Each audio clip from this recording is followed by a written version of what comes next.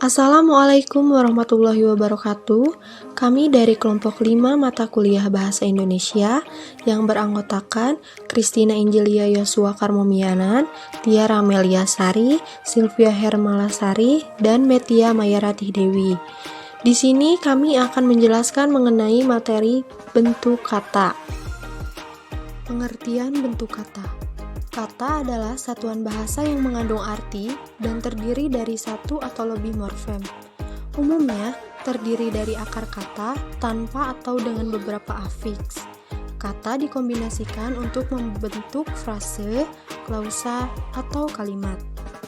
Bentuk-bentuk kata dibagi menjadi dua. Yang pertama fonem dan yang kedua morfem. Fonem merupakan satuan bunyi bahasa yang terkecil yang mampu menunjukkan perbedaan makna dalam ilmu bahasa. Fonem itu ditulis di antara dua garis miring. Misalnya, bunyi A, I, U, E, dan O. Contoh, kasta, kista, kusta. Kata-kata ini hanya dapat dibedakan oleh fenomena A, I, dan U. Sedangkan morfem adalah suatu bentuk terkecil yang dapat membedakan makna dan atau mempunyai makna. Morfem an, di, me, ter, lah jika digabungkan dengan kata makan dapat membentuk kata makanan, dimakan, memakan, termakan, makanlah yang mempunyai makna baru yang berbeda dengan makna kata makan. Morfem ada dua, yaitu morfem bebas yang dapat menjalankan fungsinya secara mandiri, contohnya buku, uang, orang, dan morfem terikat adalah morfem yang tidak dapat berdiri sendiri dari satu makna. Maknanya baru jelas setelah dihubungkan dengan morfem yang lain. Pengertian kata. Kata adalah satuan bentuk terkecil dari kalimat yang dapat berdiri sendiri dan mempunyai makna. Kata yang terbentuk dari gabungan huruf atau gabungan morfem, atau gabungan huruf dengan morfem baru diakui sebagai kata bila bentuknya mempunyai makna. Dari segi bentuk, kata dibagi atas dua macam, kata yang bermorfem tunggal atau kata dasar, kata yang belum mendapat imbuhan, dan kata yang bermorfem banyak, kata yang sudah mendapat imbuhan.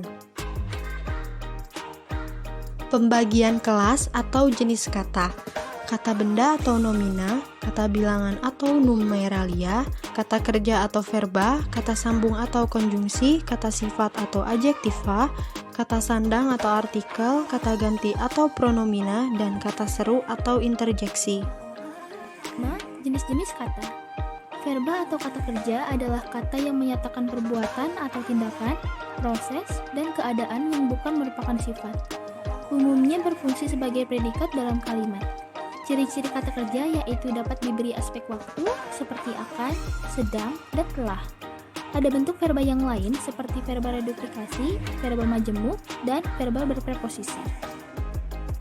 Adjektiva atau kata sifat adalah kata yang menerangkan sifat, keadaan, watak, tabiat orang, atau binatang, atau suatu benda. Umumnya berfungsi sebagai predikat, objek, dan penjelas dalam kalimat. Ada dua jenis, yaitu kata sifat berbentuk tunggal, dengan ciri-ciri dapat diberi keterangan pembanding seperti lebih, kurang, dan paling. Kata sifat berimbuhan, contohnya abadi, manusiawi, kekanak-kanakan.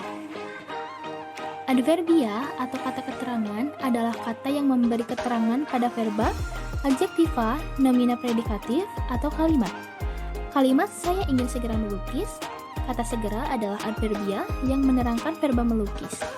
Menurut Alwi dan kawan-kawan, keterangan di dalam kalimat ada 9 macam, yaitu yang menyatakan waktu, yang menyatakan tujuan, yang menyatakan cara, yang menyatakan penyertaan, yang menyatakan kemiripan, yang menyatakan penyebaban, dan yang menyatakan kesalingan. 6. Pengertian rumpun kata benda. Kata benda adalah kata yang mengacu kepada sesuatu benda atau konkret maupun abstrak. Kata benda berfungsi sebagai subjek, objek, pelengkap, dan keterangan dalam kalimat. 7. Ciri kata benda. Ciri kata benda dapat diingkari dengan kata bukan. Contohnya, gula atau bukan gula. dapat diikuti setelah gabungan kata yang ditambah kata sifat atau yang sangat ditambah kata sifat. Contohnya, buku ditambah yang mahal atau KS. 3 jenis kata yang juga mengacu kepada benda yaitu nomina atau kata benda, yaitu kata yang dipakai untuk menyatakan benda konkret. Pronomina atau kata ganti, yaitu kata yang dipakai untuk mengacu kepada nomina lain. Contohnya, mana, kapan, bu. Numeralia atau kata bilangan, yaitu kata yang dipakai untuk menghitung banyaknya orang, binatang, atau barang. Contohnya, 3, puluhan. Rumpun kata tugas. Kata tugas adalah kumpulan kata dan partikel. Lebih tepat dinamakan rumpun kata tugas yang terdiri atas kata depan atau preposisi adalah kata tugas yang selalu berada di depan kata benda, kata sifat, atau kata kerja. Contohnya, di kantor sejak kecil. Kata sambung atau konjungsi adalah kata tugas yang berfungsi menghubungkan dua kata atau dua kalimat. Contohnya, titik-titik antara hidup dan mati, atau dalam kalimat. Kata seru atau interjeksi adalah kata tugas yang dipakai untuk mengungkapkan seruan hati seperti rasa kagum, sedih, heran, dan jijik. Kata seru dipakai di dalam kalimat seruan atau kalimat perintah atau imperatif. Contohnya, aduh, gigiku sakit sekali. Kata sandang atau artikel adalah kata tugas yang membatasi makna jumlah orang atau kata benda. 8. Makna adalah denotasi. Kadang-kadang, makna itu selaras dengan arti, atau disebut dengan explicit meaning, dan kadang tidak selaras memiliki makna kandungan implicit meaning, atau makna lazim, yaitu necessary meaning. 9. Relasi makna kata. Di dalam bahasa Indonesia banyak ditemukan suatu kata yang memiliki hubungan atau relasi semantik dengan kata lain, seperti kesamaan makna, lawan kata, kegandaan kata, ketercakupan makna, kelainan makna, dan sebagainya. Di bawah ini akan dijelaskan macam-macam relasi makna tersebut. 1. Sinonim atau bisa disebut kegandaan makna dapat diartikan sebagai dua kata atau lebih yang memiliki makna yang sama atau hampir sama. Contohnya, tikus itu mati diterkam kucing, menjadi tikus itu meninggal diterkam kucing. 2. Antonim atau sering disebut lawan kata dapat diartikan sebagai dua kata yang memiliki makna yang berlawanan atau bertentangan. Misalnya, hidup, mati, diam, gerak, dan sebagainya. 3. Homonim adalah dua kata atau lebih yang memiliki ejaan dan lafal yang sama namun memiliki makna yang berbeda. Misalnya, kata bisa dapat diartikan dua makna, yakni bisa yang berarti dapat dan bisa yang berarti racun.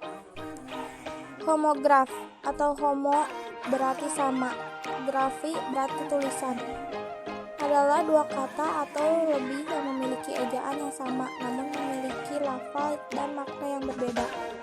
Misalnya tahu, dalam kurung baca tahu, yang bermakna salah satu produk makanan yang berasal dari kedelai.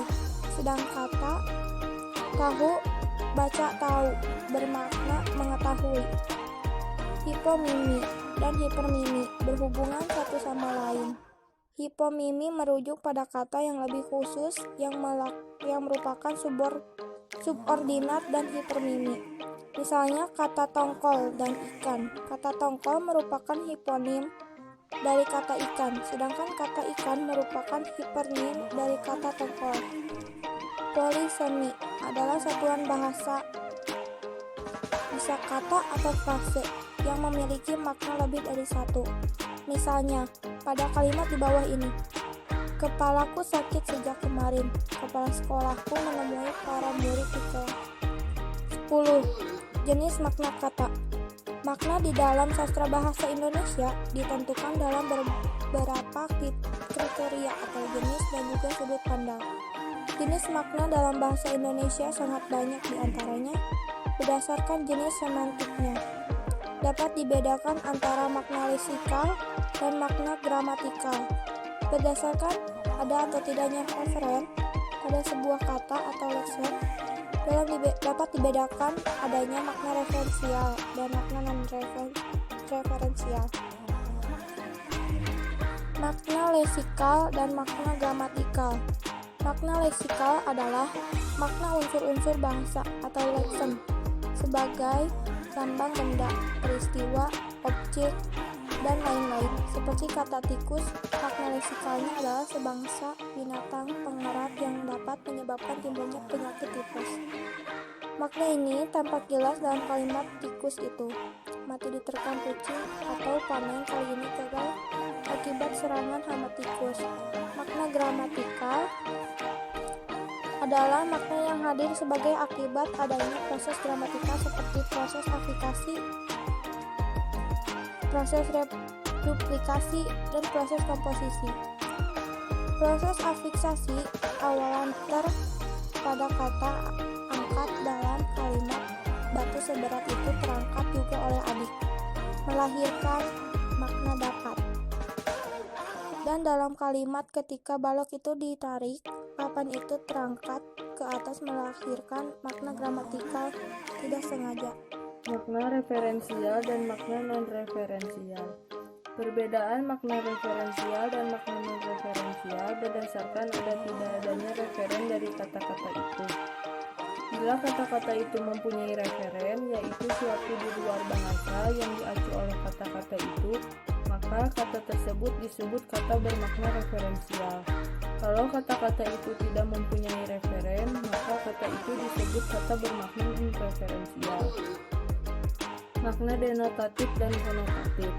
Makna denotatif atau konseptual adalah makna kata yang didasarkan atas penunjukan yang langsung atau lugas pada suatu hal atau objek di luar bahasa. Seperti dalam kata perempuan dan wanita, kedua itu mempunyai dua makna yang sama, yaitu manusia dewasa bukan laki-laki. Makna konotatif merupakan lawan kata makna denotatif. Jika makna denotatif mencakup arti kata yang sebenarnya, maka makna konotatif sebaliknya, yang juga disebut sebagai makna hiasan. Seperti dalam kalimat rumah itu dilalap si jago merah. Kata si jago merah dalam kalimat tersebut bukanlah arti yang sebenarnya, melainkan kata hiasan yang bermakna kebakaran. Makna kata dan makna istilah. Setiap kata atau leksem memiliki makna, namun dalam penggunaannya makna kata itu baru menjadi jelas kalau kata itu sudah berada di dalam konteks kalimatnya atau konteks situasinya. Berbeda dengan kata, istilah mempunyai makna yang jelas, yang pasti, yang tidak meragukan meskipun tanpa konteks kalimat. Oleh karena itu, sering dikatakan bahwa istilah itu bebas konteks. Hanya perlu diingat bahwa sebuah istilah hanya digunakan pada bidang keilmuan atau kegiatan tertentu. Perbedaan antara makna kata dan istilah dapat dilihat dari contoh, lengannya luka kena pecahan kaca, atau lengannya luka kena pecahan kaca. Makna konseptual dan makna asosiatif. Yang dimaksud dengan makna konseptual adalah makna yang dimiliki oleh sebuah leksem terlepas dari konteks atau asosiasi apapun. Makna asosiatif adalah makna yang dimiliki sebuah leksem atau kata berkenaan dengan adanya hubungan kata itu dengan suatu yang berbeda di luar bahasa. Misalnya, kata melati berasosiasi dengan suatu yang suci atau kesucian. Makna idiomatikal dan peribahasa. Idiom adalah satuan ujaran yang maknanya tidak dapat diramalkan dari makna unsur-unsurnya, baik secara leksikal maupun secara gramatikal. Contoh dari idiom adalah bentuk membanting tulang dengan makna bekerja keras, meja hijau dengan makna pengadilan. Makna kias. Dalam kehidupan sehari-hari, penggunaan istilah arti hiasan digunakan sebagai oposisi dari arti sebenarnya. Oleh karena itu, semua bentuk bahasa, baik kata, frase, atau kalimat yang tidak merujuk pada arti sebenarnya, arti leksikal, arti konseptual, atau arti denotatif, disebut mempunyai arti hiasan. Jadi, bentuk-bentuk seperti putri malam dalam arti bulan, raja siang dalam arti matahari. Sekian dari kami, terima kasih.